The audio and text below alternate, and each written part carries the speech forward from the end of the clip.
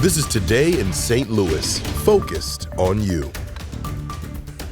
Good morning, everybody. It's Friday, May the 10th. I'm Randy Knott. And I'm Michelle Lee. Thanks so much for joining us. Of course, if you're waking up with us this morning, it's a little bit cooler, and I think that we are really deserving of this weather, to be honest. Anthony, what do you think? Oh, yeah, really nice. Kind of cool, refreshing, and we're going to have this kind of weather stick around through the weekend. Low 50s out the door this morning, so grab a jacket. I did want to recap the tornadoes that hit on Wednesday night because the National Weather Service crews did get out yesterday to Iron, Reynolds, Madison County, and found that there were 6 in total, 6 tornadoes that hit that area on Wednesday night. So the first one, we showed you the damage from Annapolis yesterday. That was the strongest, an EF1 with 110-mile-per-hour winds. But also Arcadia had a couple tornadoes, even Vulcan, Missouri, and Redford. All of those EF0s and EF1s. We're talking to you folks down here in our southernmost counties, but thankfully no reports of injuries or deaths, and that is always good news. So we have even better news as we go into the weekend. A mix of sun and clouds, no more rain coming.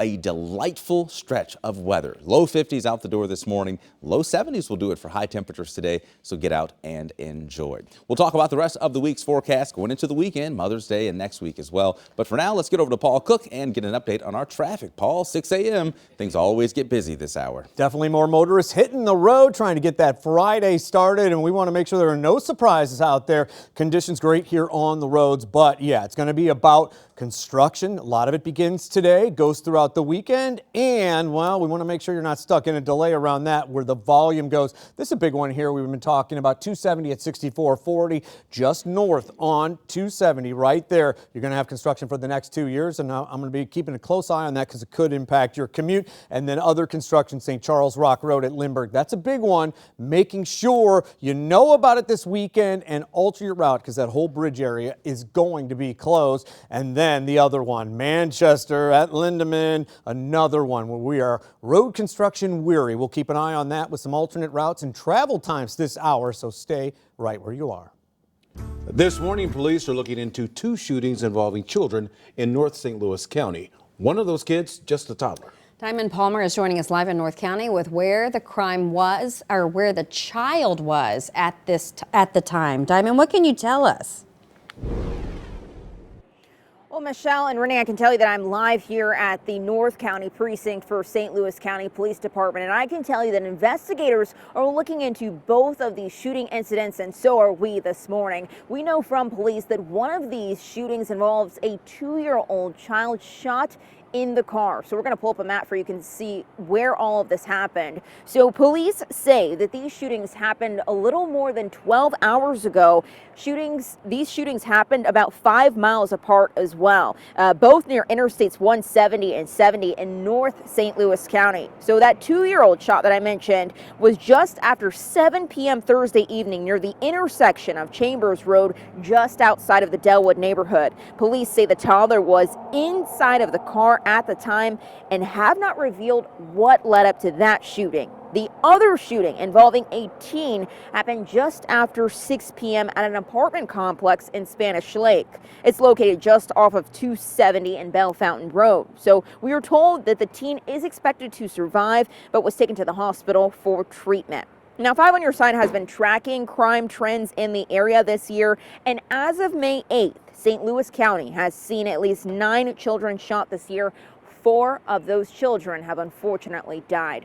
Coming up in the next half hour, we will talk about just where you can get a free gun lock. We have also heard from St. Louis County Police this morning who said they have no new information as of this morning. Reporting live here in North County, Diamond Palmer, 5 on Your Side. Today, a judge will hear arguments to determine if one of the teenagers involved in a viral fight will be charged as an adult. Both girls are classmates at Hazelwood East High. This morning, our Travis Cummings is live for us in Clayton. And Travis, you've been looking into how the age of the teenager will play a role in this case. Rennie and Michelle, in 3 hours, 15-year-old Marnice DeClue will be back in the courtroom here for a hearing in Clayton.